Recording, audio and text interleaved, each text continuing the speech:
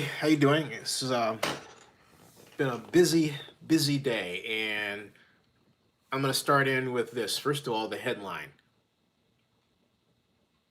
I'm really concerned that the Oakland Raiders are going to head into, and I say this as a concern. I'm not saying this is a prediction. This is a concern. Okay, this is a prediction and not a concern. I repeat, this is a prediction and not a concern. Uh, the Oakland Raiders are on a course toward another less than 500 season. Um, and I know that this can be turned around if they fix the problem I'm about to point to. The Packers obviously clobbered the Raiders 42-24, but it's not so much that they did, it's how they did it. And if you happen to see my video, I said that I predicted that unless the Raiders defense uh, presented looks that would stop Aaron Rodgers from basically sitting comfortably in the pocket, he was going to have a field day. I didn't use those terms, but I said that he's going to have a good day, and he did. He had a great day. He had not a good day, but a great day. He had 5 touchdown passes and became the fastest quarterback to throw 350 touchdowns in NFL history. In other words, he got to that mark faster than any other quarterback, current or before him. And he did it against the Raiders. But if you want to look for anybody to blame, you should blame Andy Reid. And you would say, what? He's not, he's the coach of the Chiefs. Exactly. In their similar clobbering of the Raiders at Coliseum, the Chiefs laid the blueprint for how to beat the Raiders defense. Use 4-5 wide receivers, or you're going to use 2 backs. At least make sure you're putting the backs out into the pattern. In other words, in some kind of way, you're releasing 5 into the pattern. Maybe 4 on occasion, but not less than that. And the reason the teams are doing that is basically twofold. They don't fear the Raiders are going to blitz them such that they have to keep a back or 2 in to protect the quarterback and assure a longer pass. And they know the Raiders are not going to counter by using a 46 style of defense or any 70 style of defense where you got a 6 down lineman by appearances and 1 linebacker defense. Nothing like that. Nothing like what the Patriots used to beat the Rams in Super Bowl 53. Nothing like that. So as long as the Raiders play a loose defense, and when I say loose, I don't mean in terms of down linemen. Down linemen, the Raiders' problem is that their pads are too high when they rush. They're allowing themselves to be put up, okay? But the big issue is they're letting receivers, the Raiders are, quite literally run free in the secondary while they play these combination man zone coverages as opposed to a hard man press and blitz, okay? You know, the true Al Davis would not like this defense. Mark's father. He would want you to play press man, okay? Press man, all right? So I'm not convinced Michael Archie just said, get rid of Connolly. That's not going to solve the problem. You know, that's not going to solve the problem. Because the problem, and this is what I try to impress upon people, the problem isn't personnel. The problem is coaching. And Michael says Gunther has to go. That's I don't want to say anybody has to go when I know that the defensive adjustment is within what they're capable of doing. Okay. Because I think by and large, Gunther's done a lot of great things. So much so that he leaves just a few things that need to be adjusted to realize an improved Raider defense in terms of performance. Okay. Um, so this comes down to philosophy, why he's doing what he is doing, and the fact that what he's doing is causing teams to establish a pattern that was set by the Chiefs and enhanced by the Packers. Okay. Um, and Jay Will says, Lamar Jackson is the truth, and Aaron looked like he jumped out of a time machine today. Well said. I like that one, Jay. Well, I like that one. He did. He did. No, Lamar is kind of the truth. I have to say, I have to state something that's uncomfortable for me. He was 9 for 20, Lamar Jackson. So yeah, he was great on the ground, but you have to look at the Ravens defense as contributing to. They got a pick 6 that returned. Okay, but I want to come back to talking about the Raiders because the Raiders have a serious problem. And let me take a look at the schedule here because well, I didn't commit it to memory. Raiders schedule. I should have, right? And John Akala, how you doing? John says that he speculates the Burfict. This is a great point that John brings up about Burfict maybe affecting because he was a quarterback on the field, perhaps. But I think he was a quarterback in a way that is different than you or someone else might be thinking about him. He was a quarterback that basically made sure that Gunther's calls were executed the way it was intended. In other words, he got people in place. He wasn't the person that called the defensive play on his own or called the audible, like, oh, the old man is nuts, I'm going to call him this, right? That wasn't perfect, okay? So, and now here's the thing. That's my observation. I haven't had that confirmed, but it's my observation. But having said that,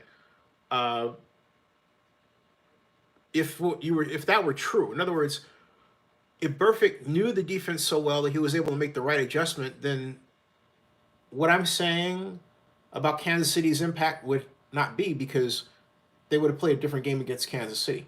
But the reality is that the Raiders' approach toward defense leaves them vulnerable to 5 wide, or what I will call now, I've never called it before, but what I will now call a spray passing offense. That is 5 out there, okay? 5 out there, all right? And so we take a look at the Raiders' next opponents. They have the Texans coming up. And the Texans pose as much of an offensive threat problem as the Packers or the Chiefs. Plus, the Texans lost a game they felt they should have won. So the Texans are going to be extra special ready to exploit the Raiders' defense the way that I'm talking about. That's another speed team. The Lions present another threat, and that's at the Coliseum on November 3rd. I might add as a note, too, that November 3rd, that Sunday, that from 8 o'clock in the morning to 2 o'clock in the afternoon at Oakland Tech are the tryouts for the Oakland Indoor Football League's Oakland Panthers, of which Marshawn Lynch is the co-owner. So on that same day, you got football, and you can try out for football too, indoor football. Little note there. So then after that, the Raiders get a kind of a reprieve, sort of. They get the Chargers, which aren't really known for that kind of passing attack that I'm discussing, but can do it. They're known for more having a mix. The Bengals are all passing. They're all spray. And if the Raiders, that will be the biggest test yet, because the Bengals, by this time, may could very well see themselves as 0-10. Um, and they may look to the Raiders as the perfect candidate for that first victory because of the way they play defense and where they've proven the most vulnerable. Unless the Raiders shore up that defensive malady. So we're getting to the point now where you're starting to look at, 7 games in, you're starting to look at teams, and I'm not ready to say that any team is a Super Bowl contender until they go 8 wins in a row. In past history, any team that rattled off 8 victories in a row, most of the time they went straight to the Super Bowl. Okay. I don't mean straight to the Super Bowl. I mean, did the playoffs and everything else, but they wound up in the Super Bowl. The Cowboys, the 78 Cowboys, the 77 Cowboys is a perfect example. The Patriots, when they ran their table during regular seasons, another perfect example. They could run the table again this season. Again, that's when I start, when you get to a point, and this refers to the Niners and the Patriots, when those teams get to a point where they're 8-8, excuse me, it's not 8-8, 8-0, then I'll say, okay, your Super Bowl is looking at like Patriots versus Niners. And that's a safe bet. Okay. Right now, you got 2 games. So hold on. Anything can happen. Okay. Or, I mean, it's not, if a team rattles off 8 victories, it's highly unlikely they're going to tank. The Raiders came close. Remember, the Raiders were 7-2 under Hugh Jackson. And then they had the injury to Carson Palmer. And they started to flounder. So, unfortunately, Jason Campbell, who I liked as a quarterback. All right. Let me get some more of your comments here. But now we'll turn to this. Okay. BJ, you keep referring to a call that I didn't see, but I asked you to describe and you didn't describe it. So that doesn't help me because, again, as I wrote to you, I was at the Falcons game. So I can't help you until you succinctly describe what happened. All right. Business Flores says Raiders are wasting Conley's talents. They need to get in a lockdown corner and play that. So you mean to tell me that you think the Raiders should have gotten Jalen Ramsey? All right. Michael Online says, yeah, he will with Jason Campbell. Rick Worth says 7-2. Don't remember that. I do. They were 7-2 and they went, whoop. I mean, they crashed when they went, woo, okay. Okay, by PJ, no problem. Yeah, I remember that one because everyone was excited. The Raiders look like a playoff team. They really do. 7-2, 6-2. Point I'm making is that they were on a winning run. They had a winning record before they faltered. And they eventually wound up 8-8. And that's when Hugh Jackson got fired. Okay. And it was something that shouldn't have been done. I understand Reggie McKenzie's reason for firing Hugh Jackson. And then, no, actually, I let me put it this way. I understand them, but I don't agree. Okay. Okay, here's PJ's thing. PJ is saying Derek Carr was reaching for the end zone and fumbled the football and went to the end zone out of bounds. It was a touchback, and Green Bay got the ball. Okay. If you fumble the ball reaching for the end zone, and yeah, Rick Worth, there was 8-8. But I'm talking about when I said, but in the middle of the season. In the middle of the season. Okay? So Rick, I'm not going to belabor it. I know what I'm talking about. So I'm talking about how you get there. Anyway, PJ, my thought is this. Given the fact that the score was 42-24, that play is not going to make a hill of beans difference. You score, it's 30. So they lose from 30-24. I mean, they lose 42-30, all right? They still lost by a bunch. My issue is with what I call the structure of the game.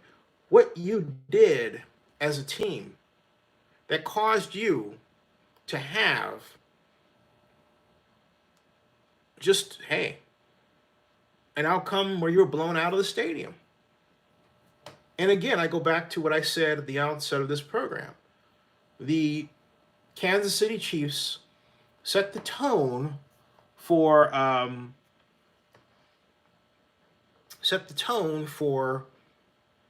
what the Packers did. I want to hear what Coach Gruden had to say today, because he, at his press conference, see if what his take on this was, assuming, of course, he was asked the right questions, which will only be questions that I would be interested in. And then I'll talk about the Falcons, too. The Falcons, I was at that game. Dan Quinn should thank God he still has a job, because Dan Quinn has been thoroughly outcoached this year. And the problem with his Falcons is that their offense, the timing of their passes is off. And that's the reason why Matt Ryan has to wait. Now, people say, well, he's not getting enough time.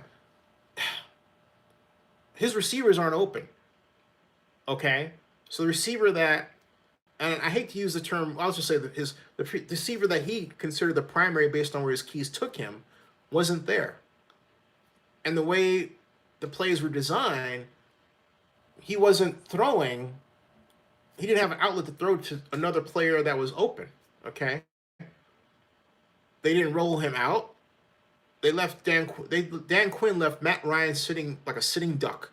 And so he was sacked 5 times. Football can be made a complicated game, but in terms of evaluating what went wrong, as long as all the teams are playing, 5 offensive linemen, 2 on one side of the center, 2 on the other, that sort of thing. As long as you're playing a more or less balanced set of formations across the board, what happens between one team and another is not that dissimilar that you can't figure it out. It's either that or talent. And you don't see these wide disparities of talent in the NFL like you see in college or high school, right? When you get to the NFL, everybody is good. So what does it come down to? It comes down to scheme. Coach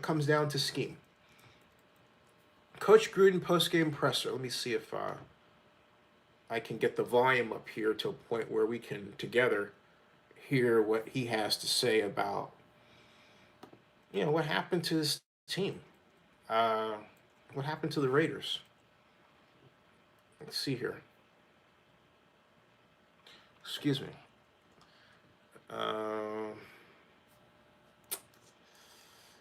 This is weird. Okay, here it is. All right. There it is. Generation to the next. And right now, you can count on exceptional deals on every new Honda. But blink. I'm going to guess you can barely hear that. But here it is. Really, here it is. Compliment the Packers. Rodgers was great.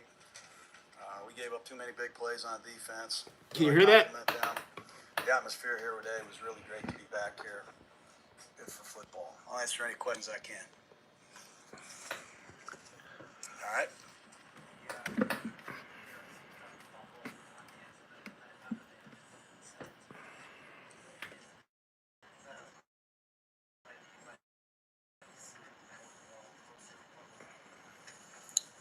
I'll have to look at it again. I think he's trying to give a great effort, trying to lay out the score. I think the ball slipped out of his hands.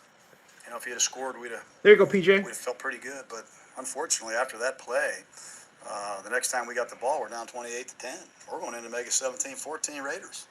So that was a big play in the game. And defensively, we gave up a big play at the end of the first half and a big play to start the third quarter. And, we can't play like that. Just can't do it. Credit to them. I don't know about all that. I don't get into the philosophy of everything. Carr was rolling. We were rolling offensively today. It was an offensive game. We just had a couple turnovers, and they finished some drives. And the referees, I wasn't happy with some of the calls, obviously.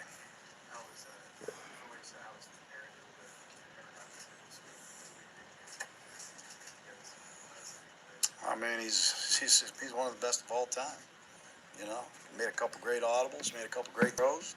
Tough as hell. I mean, we hit him a few times. It didn't bother him one bit. Um, they're missing Devontae Adams. We're missing players, but he just did a great job. And we got to play better defensively. There's no excuse for giving up long plays like that.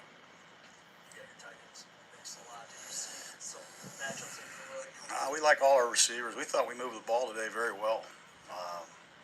I think we had one drive. We might have scored. I think we scored 3 times on one drive. Waller, I think, as I've said before, I think he's the best tight end there is. So we're going to try and throw it to him and try to get our receivers involved. Hopefully, we get some healthy guys back next week. I want to challenge a lot of things, but I'm not going to get into that anymore. No, I'm done. Any other questions about the game? I made an emotional mistake on that. I'm sure it'll be,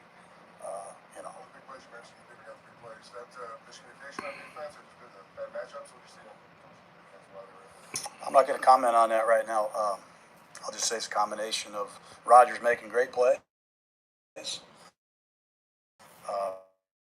We got to do a better job coaching, playing, and that we will do.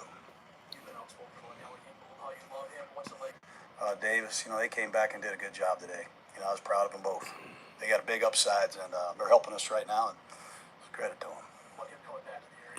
Yeah, I'm back in the area too, so it's great to be back in the area. I wish I felt better right now. I'd give you some more material. I don't have much. I'm kind of numb, but he's a great kid. We're happy to have him. John, when it comes to Derek's fumble in the end zone, obviously he's trying to make a play, but how fine is that line between trying to make a play and realizing the situation you're still there on the 1-yard line, still got a place to go? Yeah, there's a fine line. There's a fine line. I compliment his effort. I think the ball slipped out of his hands, and a big play in the game.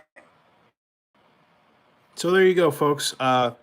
Look, it was a tough loss, okay? And you can tell by, or at least I can tell, by John's reaction. He expected. Man, it was awesome. I mean, man. look, I think here's Derek Carr. Hold on. Trent went down. David Sharp, who's had some better days. Had some harder days in early on in his career. Has kept fighting. Has kept trying to be a better player. And came out today and played great.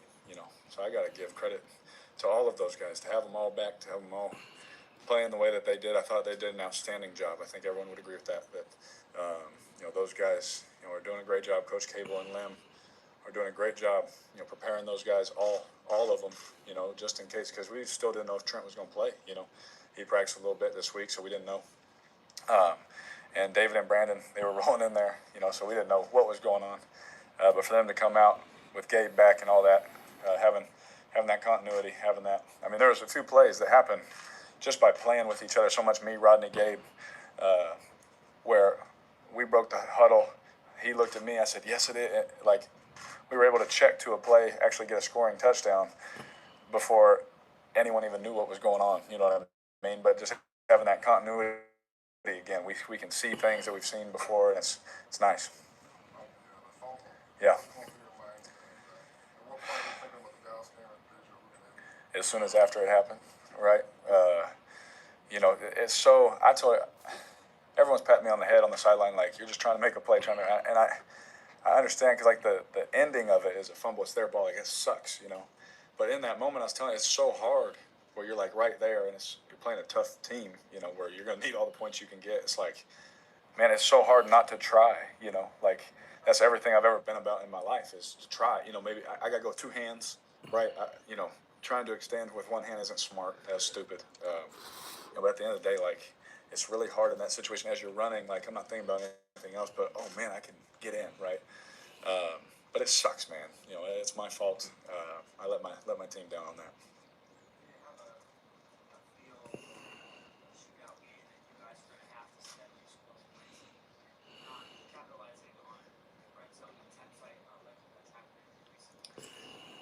Yeah, we knew. We loved obviously, we loved the plan coming in. We knew it was going to, anytime you're playing Packers, you look back in the past 50 years, they score a lot of points, right? And so, especially in Lambeau, it's going to be tough. This defense that they have is ridiculous. We knew it was going to be tough to move the ball and things like that, but we were able to run it. We were able to throw it, both really efficiently and well. But when we got inside the 5 is where we kind of let it go. Turning the ball over down there. I'm more so talking about the fumble. The interception at the end is just me just trying to get some points on the board, right? Trying to get the points back. Not typically a ball I'd throw, but again, give 31 credit. He was covering Foster. I threw it and he fell off onto the other guy. And crap, stuff happens. But, at the end of the day, we got to finish, man. Finish those drives. Just like I talked about, what game was that a couple weeks ago? When we get down there, we got to finish those drives. We were doing a great job on third down. That's tough. Third down against this defense is one of the hardest things in pro football. We did a good job on third down, but finishing in the red zone, clearly the point of emphasis for us this week.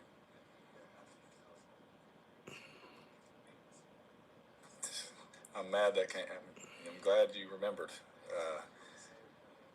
Gosh dang. No, because you don't want to fumble, right? Like, again, people, it's so tough just as a competitor in that spot. Like, oh yeah, I'll just run out at the 2. So I'll just run out at the 1. Like,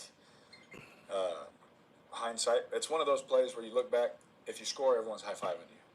You fumble the ball, everyone's like, do it better. It's like, I understand, I messed up, I dropped the ball, right? But I go with 2 hands next time. I gotta practice that. I gotta get better at that for sure. And that's completely my fault.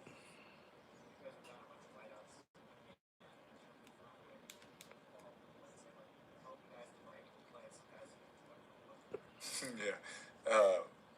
You got to give a lot of credit to our coaching staff. The way Coach Gruden puts a game plan together, puts those guys in confident spots to make plays, right?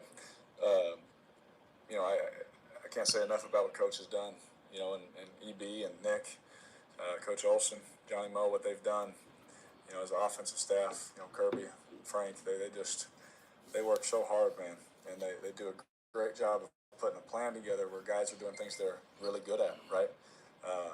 We saw late. We saw, Keelan Doss have a 31-yard gain on an in route on third down. In training camp, we didn't know that Keelan Doss was going to be our main target on a third down in Green Bay.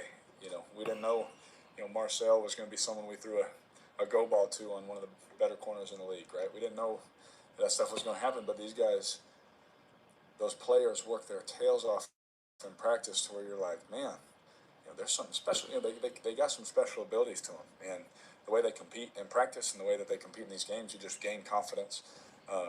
The main takeaway for us was obviously we got to do better in the red zone, finish our deal, but our confidence that we have as an offense is really high.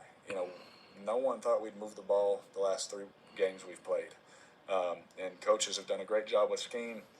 Obviously, with players out and all that, I'm considering. No one thought we would, but we've been able to do some really good things. But we only won 2 of those games, so we got to be better. Coming in on the road again this week.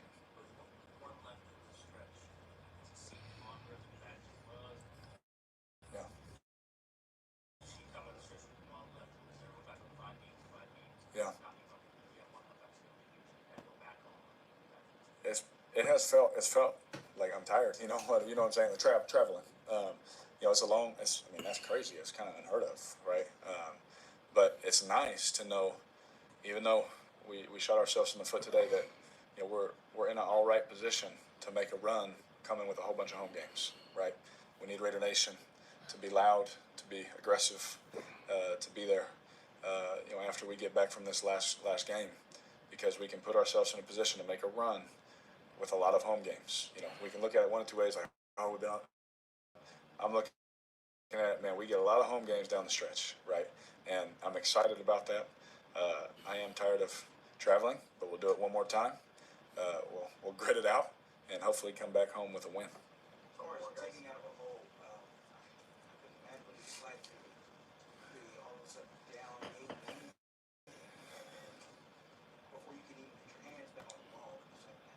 Yeah, that's tough. But the way we were able to move the ball, we were very confident. It wasn't like I've been in some games where it's hard to get a first down, schematically or whatever the case is. It's just tough, and this wasn't one of those cases. So we knew what the points were. We've come from behind plenty of times. Had to do it against Chicago. Shot ourselves in the foot there. Had to do it then. So we're very confident. It wasn't like a cloud over our head kind of feeling, but very confident in what we had and what we can do. But it's it's tough, especially here against this opponent. Oh yeah, huge, right?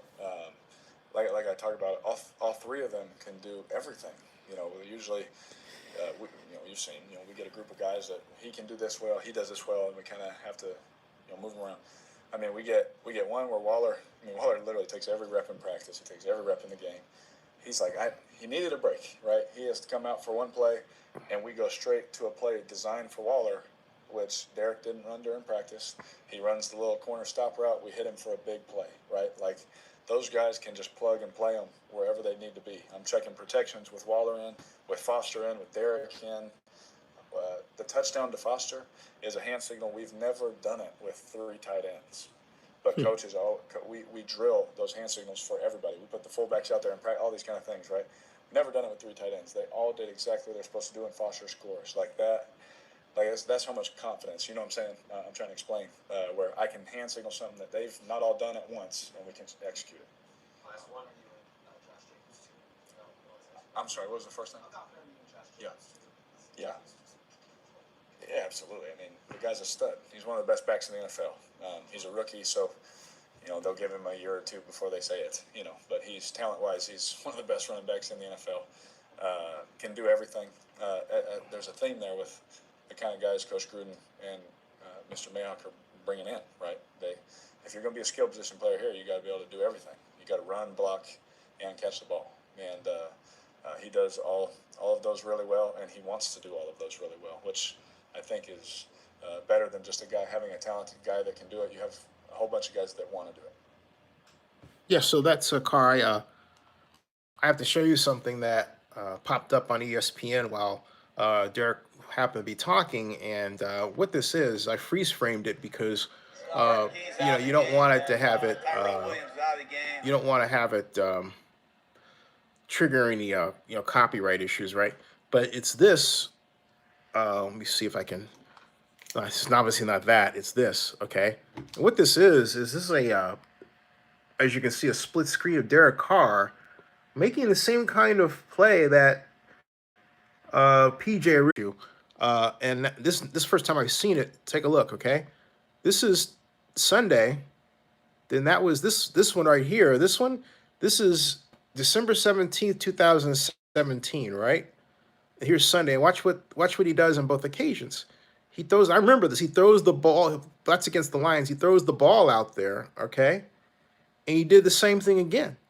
Okay, so that's something he does.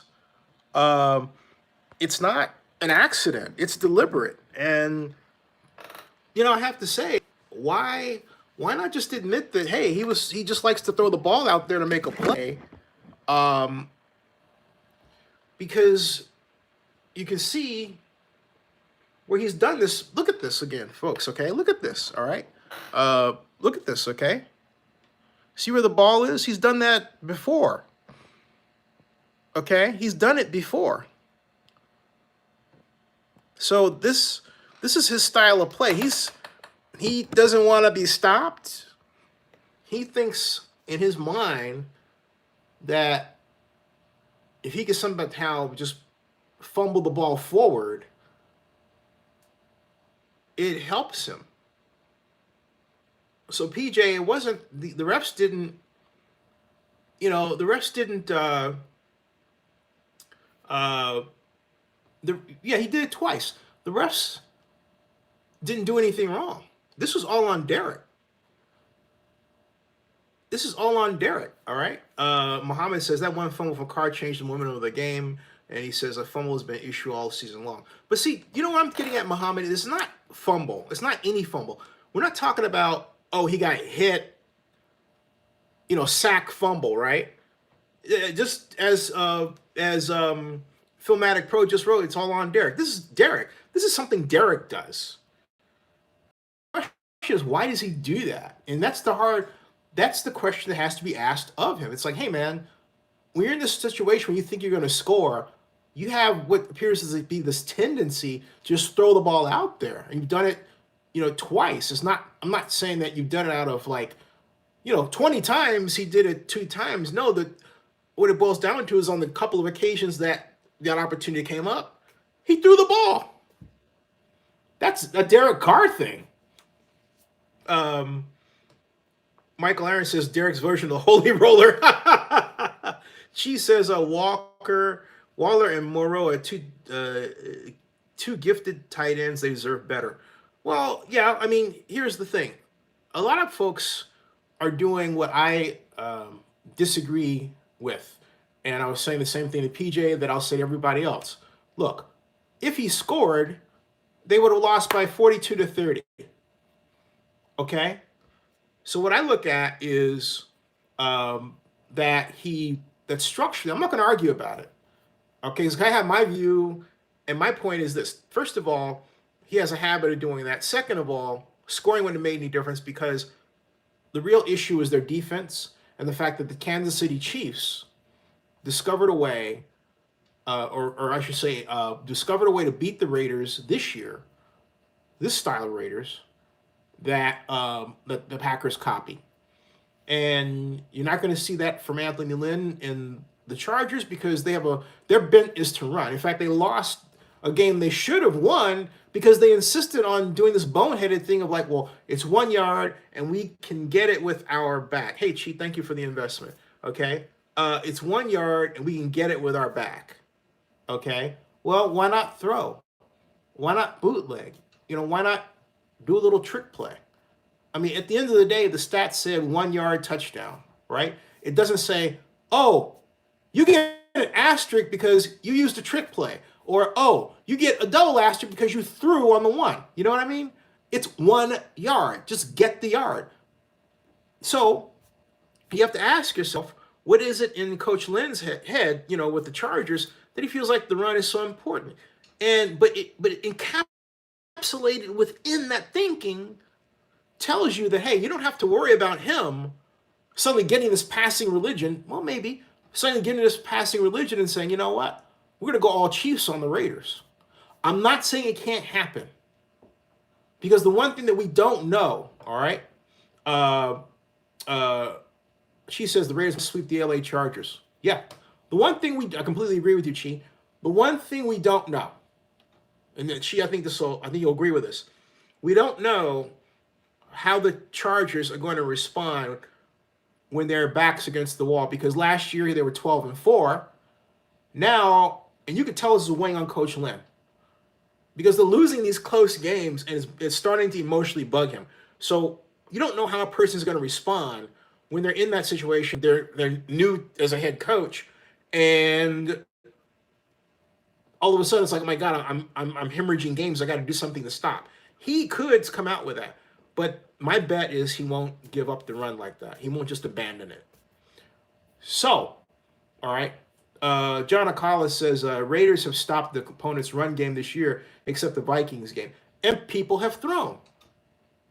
And it's not just that they've thrown, John. That's a great point, because it's something that I pointed out earlier this year regarding the Raiders' defense being better against the run, but how they play, but what they're vulnerable to in terms of the pass, all right, is something they should be very concerned about.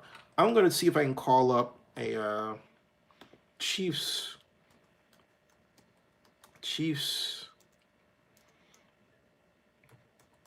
Raiders TD pass. I just want to see something here.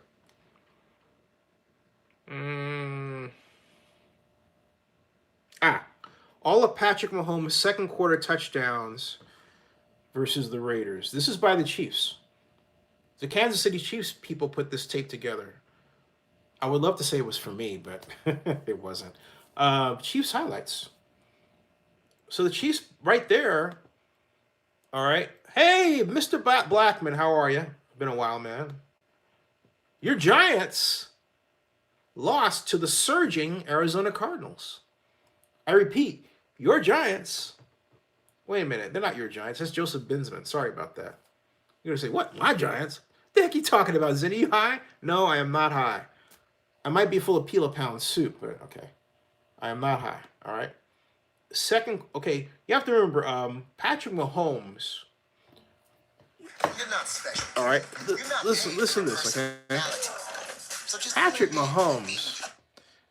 Mahomes threw not one, not two, but he threw 4 Kansas City Chiefs, Patrick Mahomes second quarter touchdowns in week 2 against the Raiders, okay?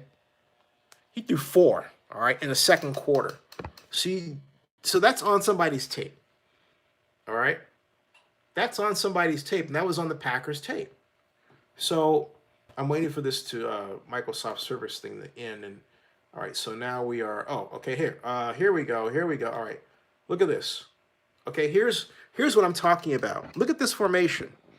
See that? Let me widen this out a bit. See that? Okay. Is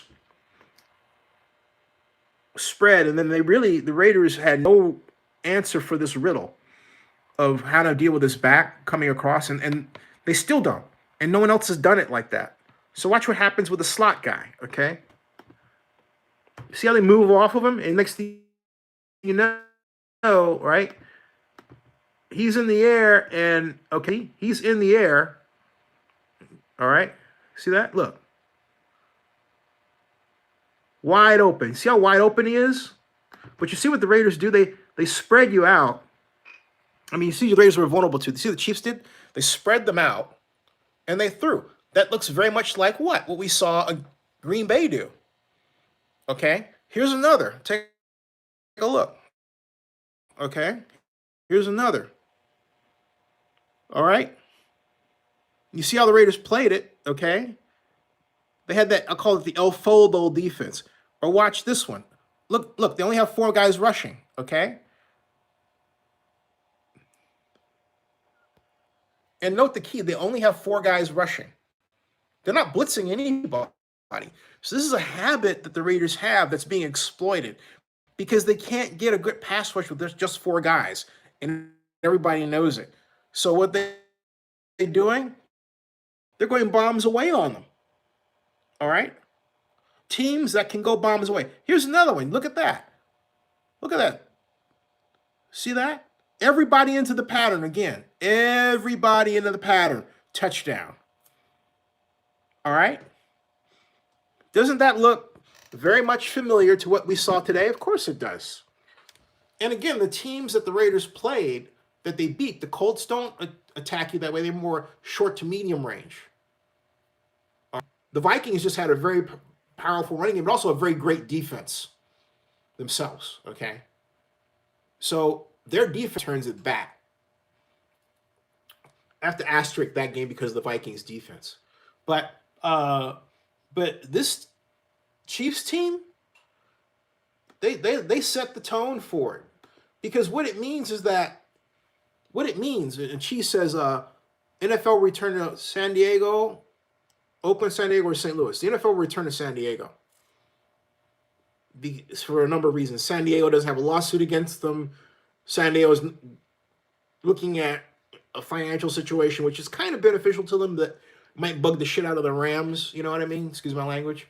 So all the in San Diego, by and large, wants the Chargers back. So my prediction, if any of the teams you mentioned, would be San Diego. Oakland, I saw something today at the Falcons game, and I'll get back to that in a second, that made me cry. First of all, the Falcons Stadium is just beautiful, and it really is. And I had a fantastic time watching the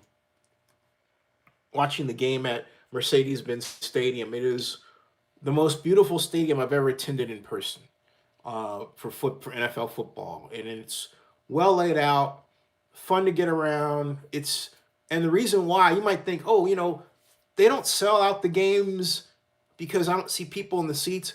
Hey, folks, people are all over the place. The reason why you don't see people in the seats is because they are in one of the clubs, or they might be playing shuffleboard. You heard me. They might playing shuffleboard, or congregating. There's all kinds of places to be, at that stadium. It is. I can't say enough just how awesome it is. I really can't. And I'm actually about to play one of my videos so you can get an idea. Here's my seat. This is my seat today. Okay, that was my seat. Isn't that cool? Before the game, so that's the mezzanine level. Okay, that's the mezzanine level. All right. So again, that's just the mezzanine level. Then coming in, it's just this incredible expanse. It's a lot like that kind of stadium design was really spearheaded by Ford Field. And when you enter, right into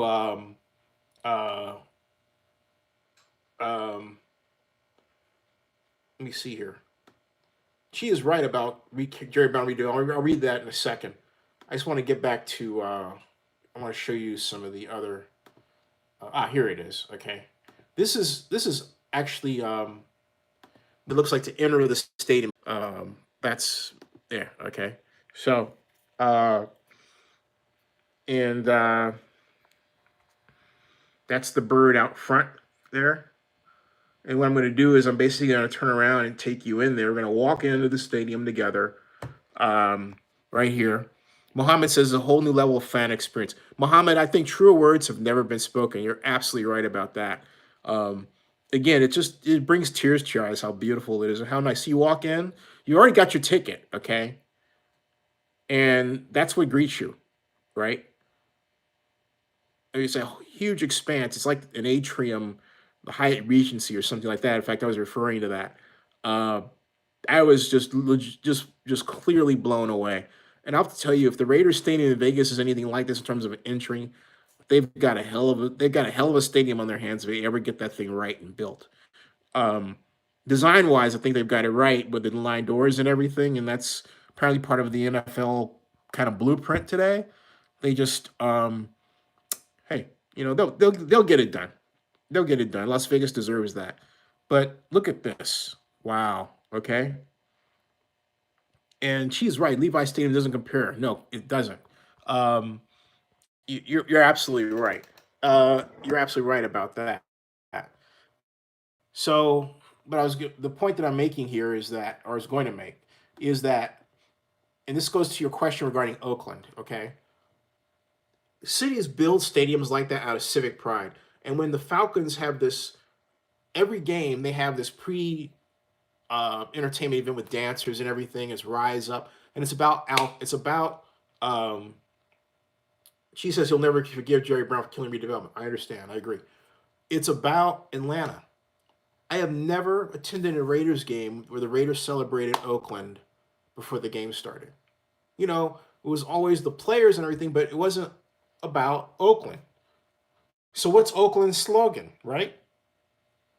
Atlanta, it's Rise Up. What do Falcons do, right? They've got celebrities. They're proud of who they are. And it's that pride that fuels stadium construction. It's like Ziggy Wolf said to us when I was at the NFL owners meeting in Las Vegas, and I was sitting there with Grizz and Ziggy Wolf, of Forever Oakland, and Ziggy Wolf passed by, and we were talking to him briefly. More Grizz than I, because Grizz had started the conversation, but Ziggy had said, I can't imagine us leaving Minnesota, because I'm proud of my area. This is an NFL owner talking about his area, his city, right? And we haven't, as a city, I don't want to cry, but it's true. We haven't been blessed with a good self-esteem about ourselves as a city. Even the whole idea about the town and the Warriors wearing the jerseys of the town, which personally annoy me. And I kept thinking, why does that annoy me? And it took being at the Falcons Stadium, to get why I was annoyed.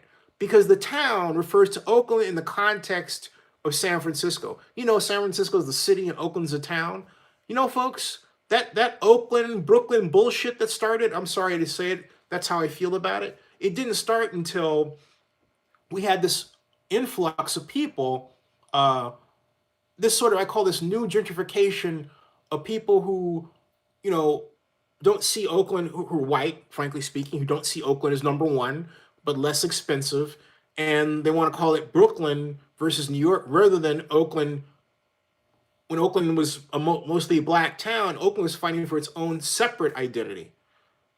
Okay, I'm just being honest with you as a guy who's been in Oakland since April 8th of 74. And, this is October 21st of 2019. All right? That's how Oakland has changed. And Atlanta is unapologetically black, whereas Oakland has spent all of its post-war life where it had a large minority, a large black population being apologetically black, always apologizing for the sideshows or for something in Oakland that could be tracked back to a lower income black class that it wasn't, proud of. Okay, even as Oakland had the Black Filmmakers Hall of Fame through the 70s to the 90s, Oakland was always apologizing for being black, wishing that it had a money white class. All right, that's been there all the time. Okay, and that has affected. You say, what does all have to do with maintaining this building a stadium? Everything. Everything. Because what it has translated to is that we don't have, and I'm not letting the Raiders off the hook for anything. The Raiders lied to us because the Raiders are part of the problem. If the Raiders had the kind of civic pride that I'm talking about, guess what?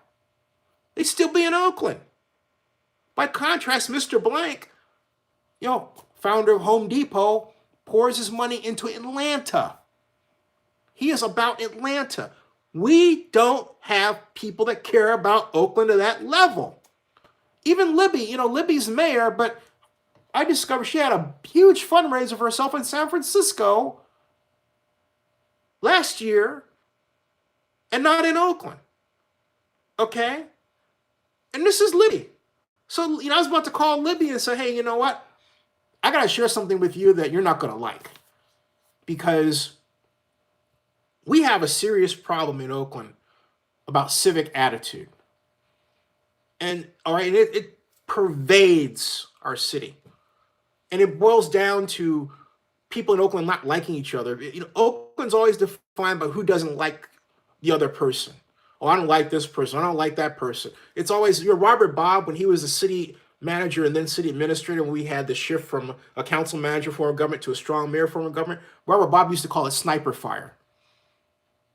People threw it, shooting at each other. I'll read your comments now.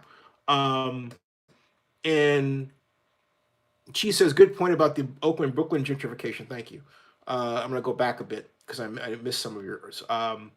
Rick Wirtz says Las Vegas Stadium will be nicer. I don't know. My concern about Las Vegas Stadium is the color, because it's silver and black inside, and it's the heat that it's attracted. It's basically has two colors as opposed to the red and the gray and everything else. I'm a little concerned about that heat attraction element and how that looks. Okay, they need another color in there. That's just me. Okay, that's just me. Now, will it be nicer? The other reason I kind of do this is because one thing I'm really impressed with. Maybe put it this way: it will be nice, but it's more conventional in its roof structure. Mercedes-Benz has that circle, screen, and then the folding and unfolding pedals roof. Everything about it's unique. It looks like a car. It looks like a Mercedes-Benz car. So I don't know how you can get much cooler than that. And now in the case of Oakland, you had this like black sports car kind of looking stadium, right, on the exterior. That's going to look cool. But let me say this. I'm not saying that the Falcons Stadium is going to be like way better or anything like that. So they're going to be in the same ballpark. I think that the lanai door setup will be better than that giant window because of it's going to be this huge expanse, whereas and it's going to be this imposing window, right? Like, ooh, huge. Whereas at Mercedes-Benz Stadium, it's actually a bridge you cross. You know what's really cool is you don't know you're crossing a bridge until you see it from the other side. You think you're crossing this really strong sidewalk, right? It doesn't. People refer to me. They said the bridge. I'm thinking, where's the bridge? I said that's the bridge. But you don't see what they're talking about until you're on the other side of the stadium, and you see this kind of thin, comparatively thin piece of concrete that has steel supports, and you think, oh, that's the bridge. Wait a minute, I walked across that. It didn't look like a bridge. Cool stuff. Okay, cool stuff. All right. So, let me get. Oh, anyway, Muhammad says these new stadiums are crazy. Lions, Colts. Yep. Muhammad says it's a whole new level fan experience. She says Levi Stadium doesn't compare to Indianapolis and Detroit. Now, Levi Stadium is, I have to say this in all honesty, Falcons Stadium is worlds better than Levi. Levi Stadium looks like it was a stadium built in that corners were cut. Okay. Oh, by the way, esports at the link is closed. That's a shocking bit in Las Vegas. She says, I will never forgive Jerry, but I got that one. She says, City of Oakland doesn't have civic pride. I have to agree with you, Zenny 62. Well, it was fun while it lasted. Yeah. Wickworth, I got his point about Las Vegas Stadium being nicer. She says, a good point about the Oakland Brooklyn gentrification. Muhammad says, what do you know about the rumor PSLs where casinos are buying up PSLs to please high rollers? Oh, no, that's true. That's why I'm not surprised about the sale of PSLs, because the secondary ticket market was literally born in Las Vegas.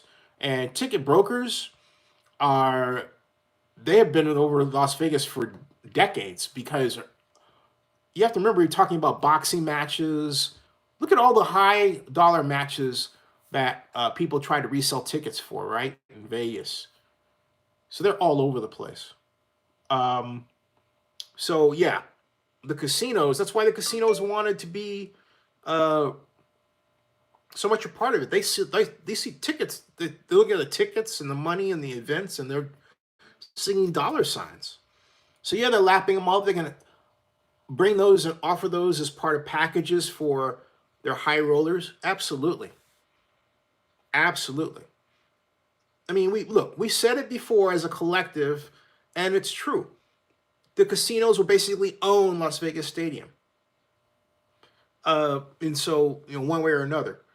So, she says, as a black man, I agree with you, Zenny 62, that this type of liberal racism in Oakland and black people didn't fight back against it. Nope, never did. And now there's less of us, fewer. Muhammad says, only thing about San Fran is the subside program that attracted all the tech companies. You mean the tax? Well, actually, Muhammad, that didn't attract the tech companies. Tech, as a guy who has been at Twitter, who's at Twitter's launch party, and has been to a number of tech parties when tech, as you know, it was in its infancy. These are people that I personally know. Tech was born there before any tax incentives. It didn't attract tech. These companies didn't come from someplace else. These companies were born in South Park in San Francisco, many of them. People forget about Friendster and then MySpace and all these other smaller social media companies that came and went, that and people don't realize that before there was Twitter, there was Pounce by Leah Culver, who was a programmer, a sex writer. I'm not kidding you.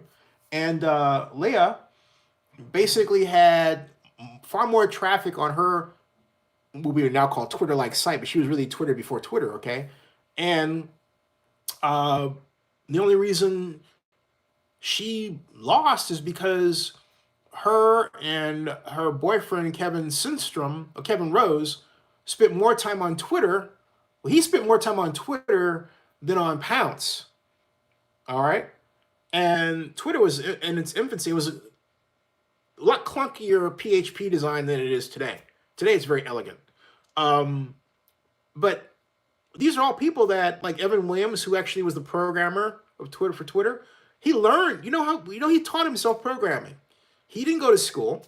I think he's from Oklahoma. He taught himself programming. He built that on the side, and Twitter just took off. He teamed up with Ev teamed up with Biz Stone and Jack Dorsey, and I was at their launch party at Mighty, March of 2007, and I heard about it because Michael Bean of Foreo said, "Hey, this you should go to Mighty. They're having a launch party for this new company called Twitter."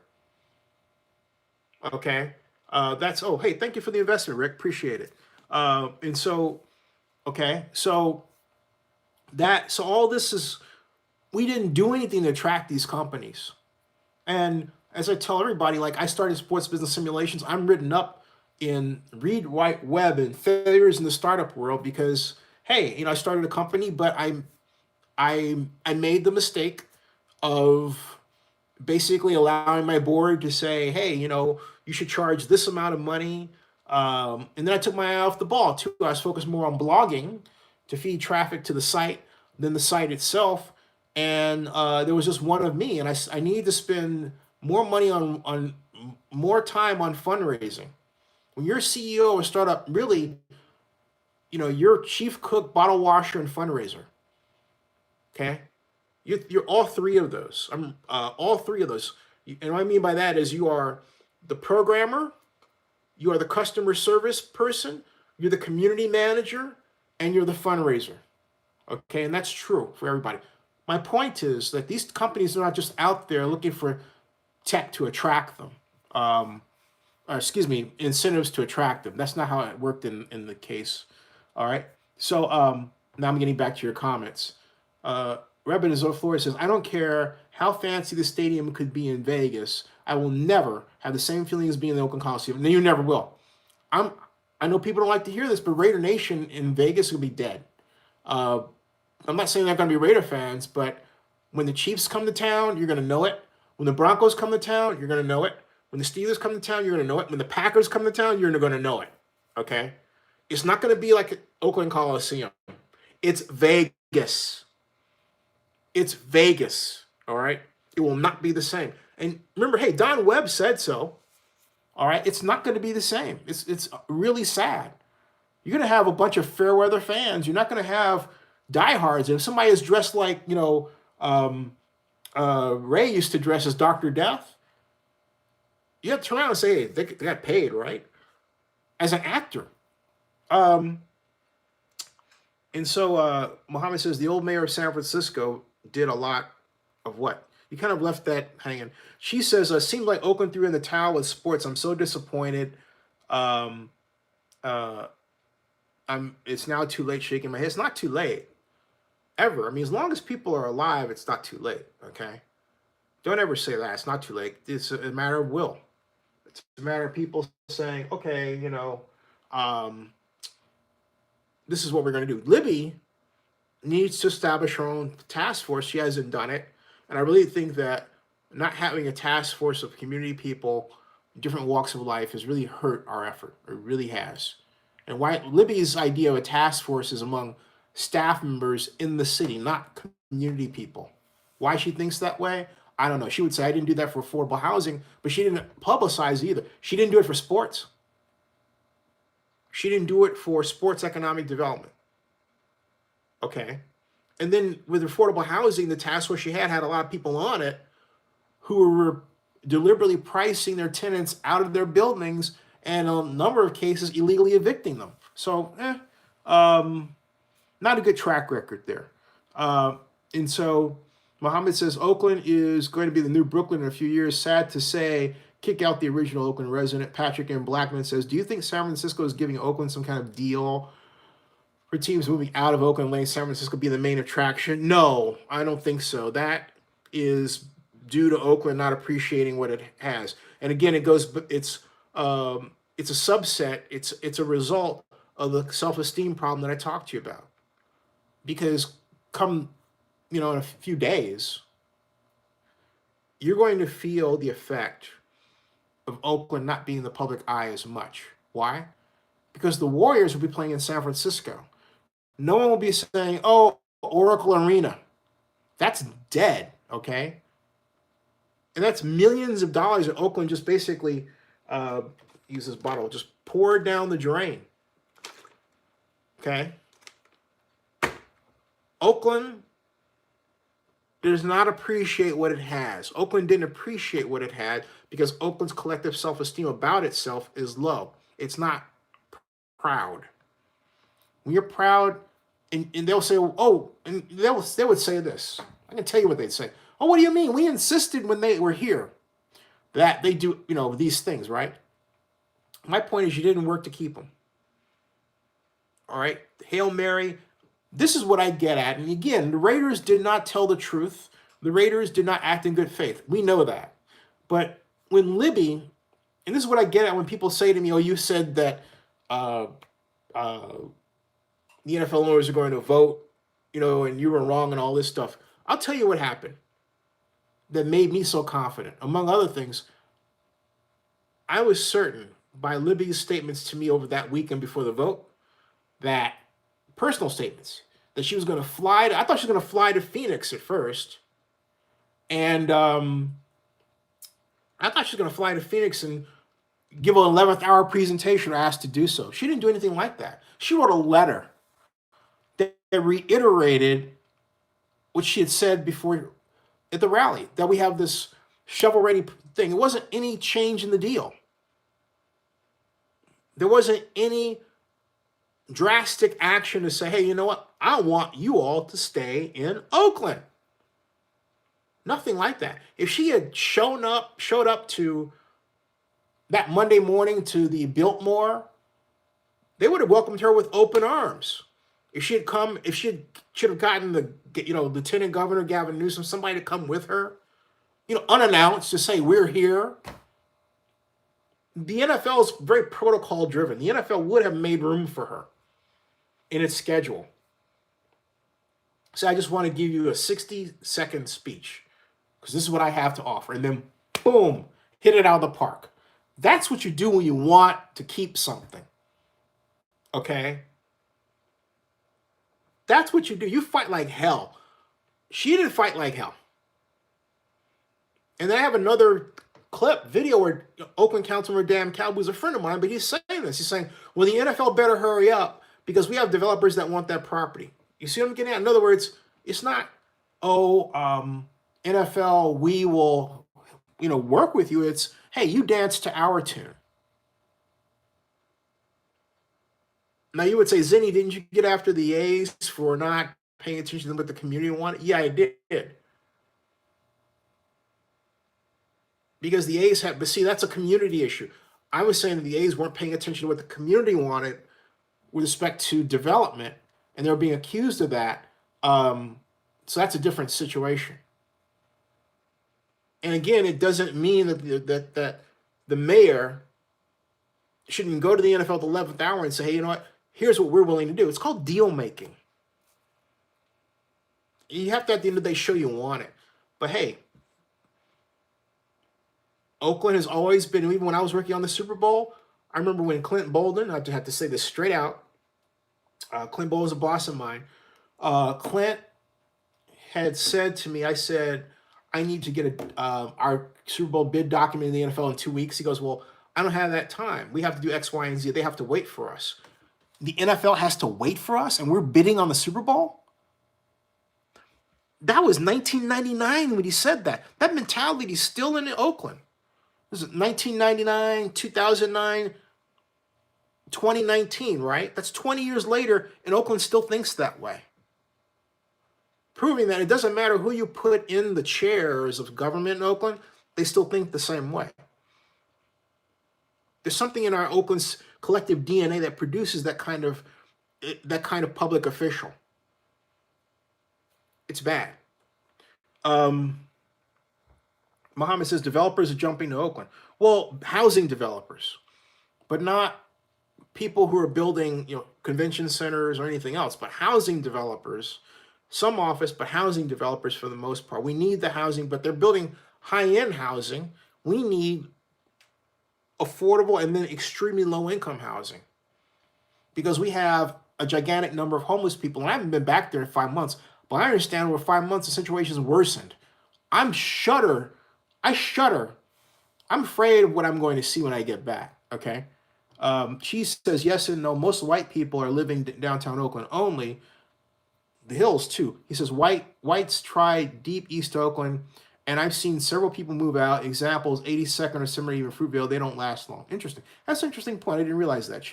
Muhammad says, Rick, thank you very much. Muhammad says, Oakland Council, October 26th, meeting for Walnut Capitals, 268,000 square foot development. I'll put my eye on that tonight.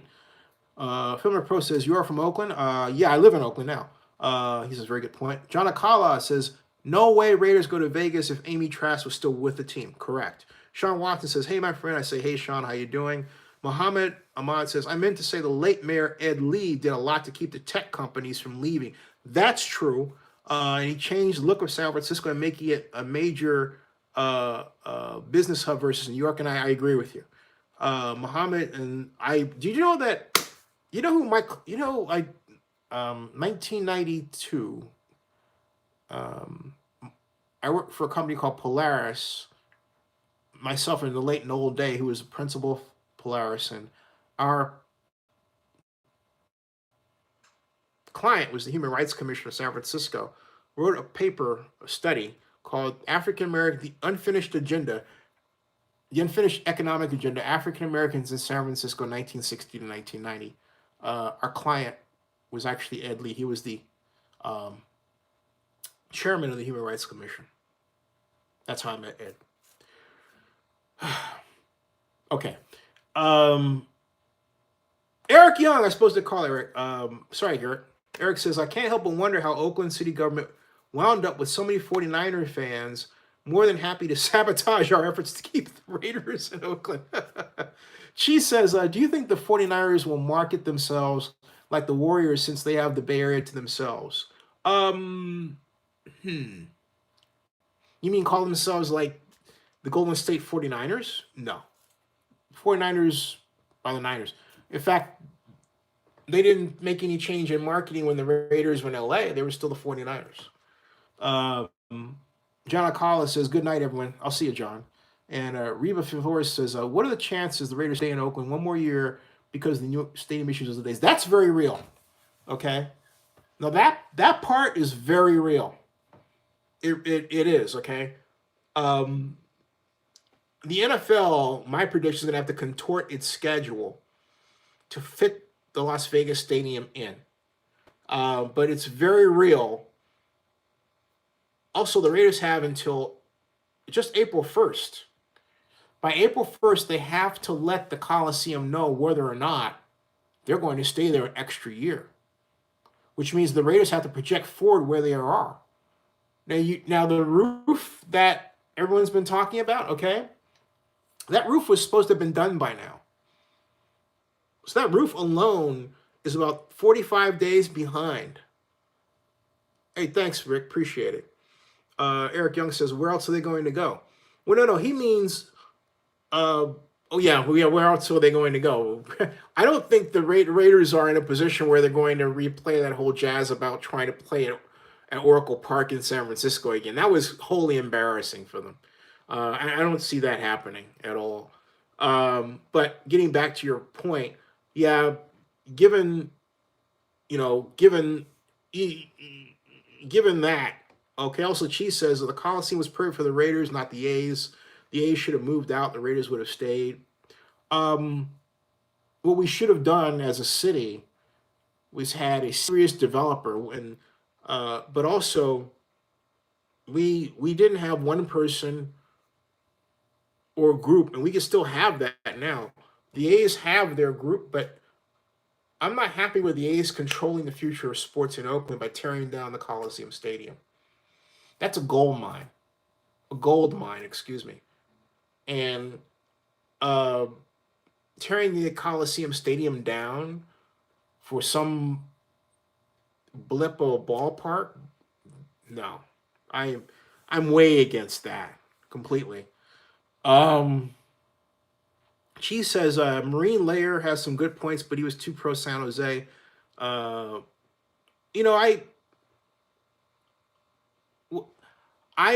don't read his stuff anymore, and the reason I don't is because he's always come off as very irrational. Dare I say, just very irrational. And I really don't like talking much about it. And if you want to ask me why in private, I'll mention it. But I would just rather spend my energy talking about somebody else. There are a lot of people who have these agendas against each other on, for tiny reasons that have nothing to do with anything really important. Okay, and I will say this, like that guy, he went to interview George Vicasa. He never tried to interview me about the Super Bowl. So he's always treated me like I'm some black guy that doesn't know what he's talking about, as opposed to a guy who came to within NFL votes of bringing Super Bowl to Oakland, never asked me or anything else. Okay, so I gave up on him a long time ago because I perceive him as being racist. I'll just say it. I'll just say it right there, and I'll just move forward. Okay. Um, and Eric Young says, if I'm not mistaken, the Coliseum was built specifically for the Raiders, right? Actually, the Raiders and the A's is multi-purpose, and also the Warriors too.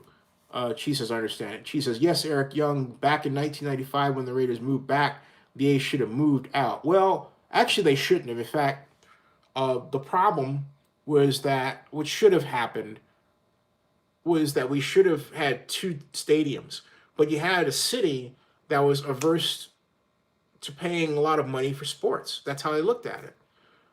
Do you realize that the original proposal for the Raiders stadium topped $850 million, and the council said, no, you have to cut all that out? And I thought at that point the deal was dead, and Ezra really whittled things down to just basically the east side. But they were going to do a whole major renovation stadium. I mean, beyond what you're familiar with, okay? But the council said, no, we're not going to do that. Imagine if the council had said, yeah. Imagine. If the council were willing to spend money on Oakland, let's forget sports for a second. If we were willing to give, say, $293 million to the Rouse Corporation to build a 2 million square foot shopping center in downtown Oakland in 1993, it would have forever changed the course of retail in the Bay Area. Okay? But I remember, I actually was advocating for. I was a columnist from Montclair. I ran the numbers because my background's in urban planning, and that's what I do, right?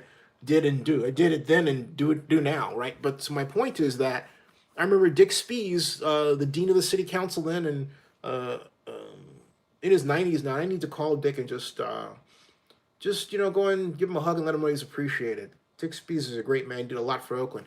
If you ever have a chance in Oakland to go to the Chabot Science Center, that's there because of the work of former Oakland council member Dick Spees, Richard Spees, District 4.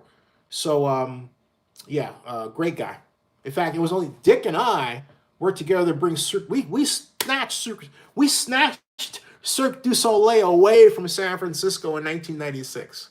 We cold called them. We each found out that the other was working on trying to get Cirque du Soleil over. We found out Tribune, right? And called in and said, hey, let's get together, join forces. Boom, got him, down to Jack London Square. That was one of the best economic development theft jobs. No, excuse me. That was the best economic development theft job ever done in Oakland's history. Period, end of story. Okay? We stole, I'm serious. Well, we convinced them. We enticed them to leave San Francisco and come to Oakland. And Cirque du Soleil then was small. No one ever heard of it. And doesn't it suck that we didn't give them the permanent home? Next thing I know, they were headed to Vegas. What? No, you can't do that. Well, they did, and they made a really great go of it, didn't they? Wow.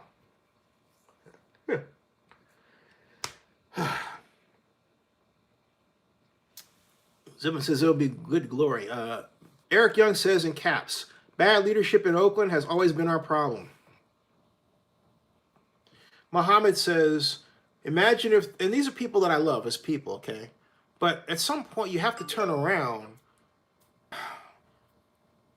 You gotta call it like it's like you gotta call it like it is. Muhammad says, imagine if Raiders went to Sacramento. Oh, land is still available from what I'm aware of. Yeah, but that's out the door. Look, Las Vegas is focused on the Raiders. Las Vegas is going to get something that is sorely needed for a long, long time. A large-scale event center that can accommodate up to 75,000, 72,000 people in this instance.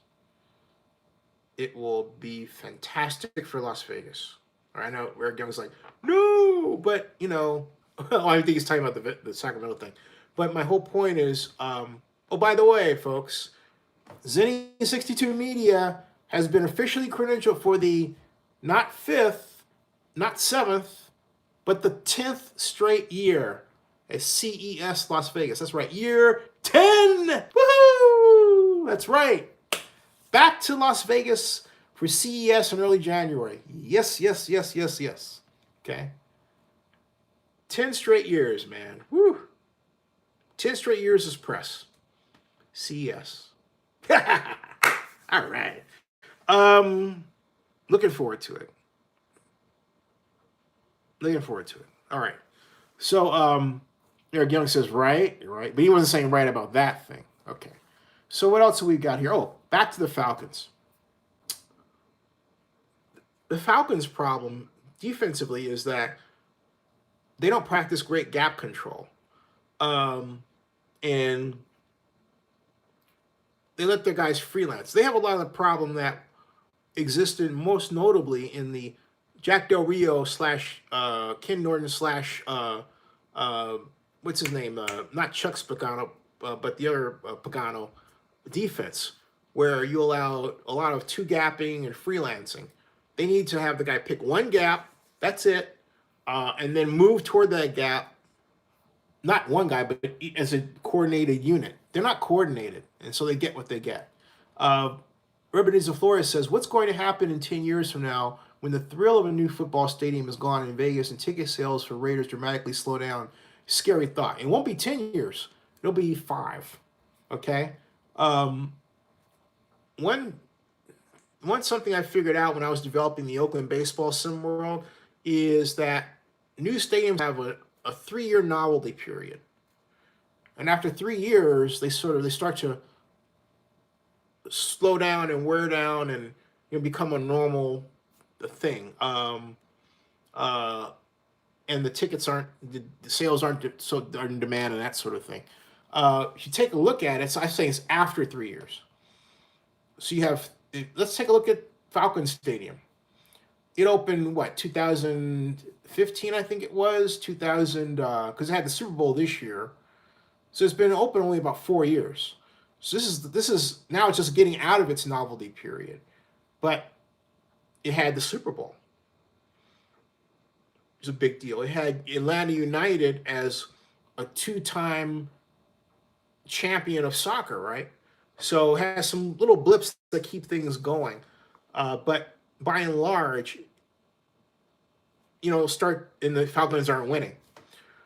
But yeah, the point that I'm making is that people stop demanding suites and that sort of thing. So, 2017, yeah. So they're just getting into this. Their novelty period will wear off come next year and beyond. Meaning there won't be this as great a demand for luxury suites as there was at first. Or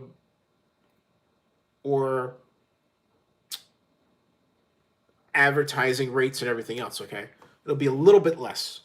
But my point is that by and large, new stadiums enjoy a 3-year novelty period and then they begin to wear off, by my research.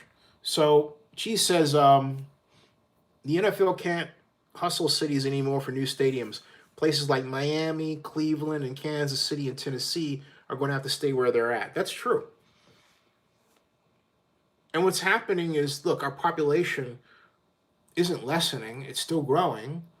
And when you have more people in an area, unless you're producing more money per person so that everybody is wealthier, you have people who are saying, wait a minute, why are they getting that money and I'm not? Let's stop that for everybody. Keep in mind that I was born in 62. Between the time that I was born and now, we have added 4.4 billion people to this planet. So everyone talks about global warming. Let me tell you something. What happens when you fill up a room from one person to like 50, like this one? It gets hotter. It's crowded, right? Well, same thing happens to the earth. So you want to know you don't want to know the cause of global warming? It's us. But let's take a, you would say, is there anywhere you're going with this? Well, that also causes a scarcity of money resources. You have all of these people, most of them are kids, remember that. Where are you going to get the money to produce to support the population? You have to manufacture. We have to go to the point where we're manufacturing money. We already do that, but we have to really have a come to Jesus moment where we say, you know what? We need to give resources to sustain ourselves. We haven't talked about this as a society, as a world society. Do you realize that? This is scary stuff, man. Elon Musk has it right. We need to be multi-planetary. The finance part is what scares me. It really does. Eric Young says, the only reason things worked as well as they did in LA in the beginning is because the Raiders were still a great team, not the same situation this time around for Vegas. Nope. She says, but, Vegas, I'm telling you, when that stadium opens and they get that done, it's going to be very exciting. But, the problem it's going to have, Eric? Traffic. Because they don't have a great plan for traffic around there. So you got, 2,500 cars that are next to the stadium. You're spreading the traffic around next to the key arterials to feed to the stadium, like I-15 specifically. It's right next to the airport. It's right next to the strip. So when a game lets out, all right, imagine going to the game. A lot of people are going to be pissed off. My prediction, I'll tell you, they're going to come out of there, people are, and they're going to complain up the wazoo,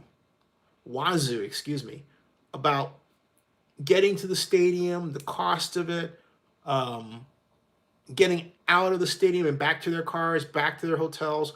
It's going to be a mess. Your best bet,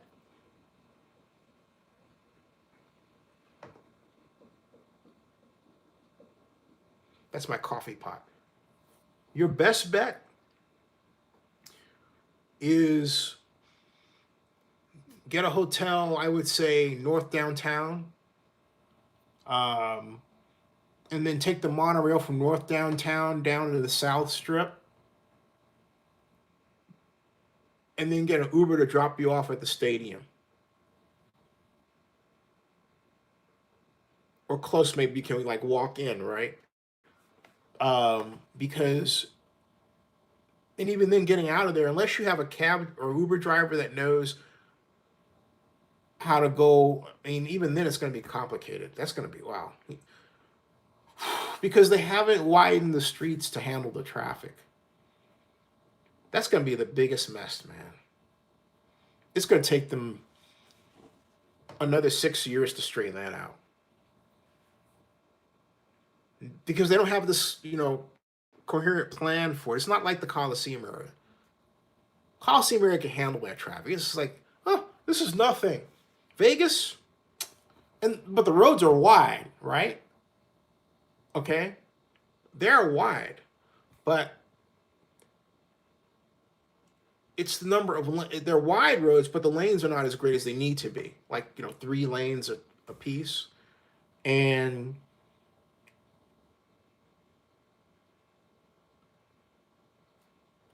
you're going to have a lot of people driving in. This is the other problem. You're gonna have a lot of people driving in just to looky-loo. They're not going to have hotel rooms. Okay, they're not going to be there for an event or tournament. They're going to be there just to look at the stadium, just to see the people going in. They just want to be a part of the scene. And it's that dynamic, the additional dynamic is going to screw up traffic for everything else. Because what they're doing is they're creating a new tourist attraction. Wow. So, and Eric Young says, oh, she says well, I'm sorry, I don't mean to miss your comments here. These are really good ones. She says, after the Robert Kraft / Tom Brady era is over, it's going to be interesting to see what teams make good decisions to make money. And then he goes on to say, the LA stadium will be a success too. Yes, it will be. Even though the Chargers and Rams are average, it's still LA, and only one team is needed to make for work. That facility is so beautiful that people are just going to come out of the way. I want to go and see. I want to be there. I mean, I just want to stand outside of that thing and take a look at it. That's going to be huge. But I'll get a ticket or a press pass. I'll get a credential. But my whole point is that's going to be amazing. Okay. As nice as Vegas is, LA, whoo, my God. My God. And it's a big bowl thing, man. They're going to start talking about the eighth wonder of the world again. She says the Redskins might be able to move back to RFK, Virginia, which is a good thing. FedEx Field is cursed. Are the Redskins getting a deal? Because I know they want tax dollars to be used, but DC and Virginia are not really hep to that. Eric Young says, like you mentioned way back when, thank you.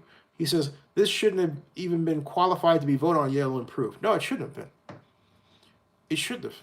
It's a mess. They basically gave the Raiders a mess and said, deal with it. You got to give it to the Raiders. The Raiders have figured out how to deal with it. I give Mark Benet high marks. Mohammed says, this is why Vegas should have gone with the expansion team. Mohammed says they can handle that much traffic. Can they? We'll see. Ribeniza Flores says there will be more fights for road rage than football. Yeah, that's what I'm afraid of. Mohammed, this is a different kind of traffic, man. Because you have to remember, they never had an event center this big. So you've got, look, this is what they want, though. They've admitted this. They want 60, 70,000 people descending on that area on top of having a big convention and everything else. Because for them, that's monetizable people. That's money. That's, all these people paying this stupid high resort fees and all these different ways that Vegas tries to nickel and dime you. Oh, they're loving it. They're sitting back in their head and going, cha-ching, cha-ching, cha-ching, cha-ching, cha-ching, cha-ching, cha-ching. Okay. She says, will Seattle ever get back an NBA team? I think so. Eric Young says, Muhammad, I totally agree. Muhammad says, Sunday is going to be crazy in Vegas. Oh, it will be. Yeah. It will be crazy. I don't even know if it's going to be crazy all in a good way. And I also am concerned about security. Okay. I know they talked about developing the bullocks, Those bullocks are these kind of round cylinders that are in the sidewalk that prevent people from running along the sidewalk with their cars and doing crazy antics that hurt people, okay? That sort of thing. So, it is now 2:42. I've been on, as long as I've been on for a while. Joseph, how you doing, man?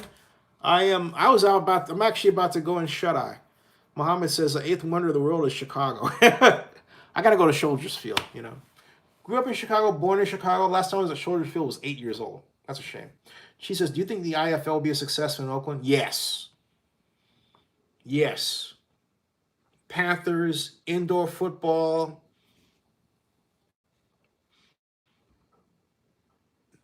See, 10,000 seat people, you're good, right? Yeah, absolutely. Absolutely. I sure do. the Oakland Panthers will be a success. Remember that, again, tryouts for the Oakland Panthers are November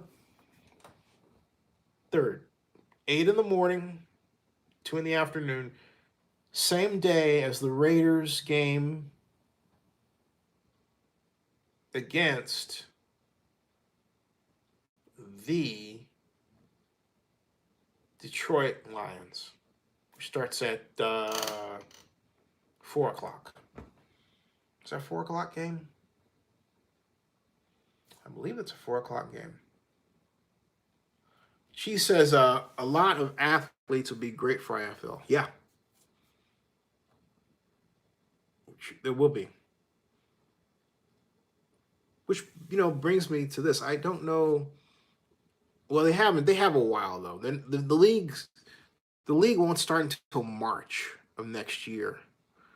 March through June, the first week of June. No, June 7th, and then beyond that for the playoffs, right? So March, April, May, June. That's 4 months. It's pretty good. It's pretty good. It'll basically end as NFL training camps are starting. It's a good farm league for the NFL. All right, folks. It is almost 2:30 in the East.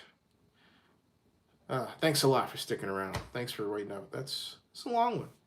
Started, 2 hours ago? 12:30, somewhere 12:30, 11, 12:30, 1:30, 2:30. It's good enough. All right, good night, everybody. 96 minutes and 52 seconds. Oh, Eric Young says, so are the Panthers going to use Alameda facility currently occupied by the Raiders? Don't know. Fine, we'll find out. Another good question. Peace, love, soul, whatever.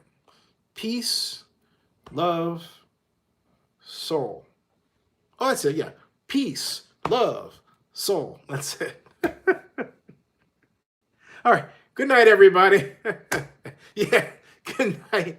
Thanks a lot, folks. I'll see you. And thank you for the investments. I got to get my document out there. All right. Thanks. My investment counter, and send it out to all of you who've invested. Thank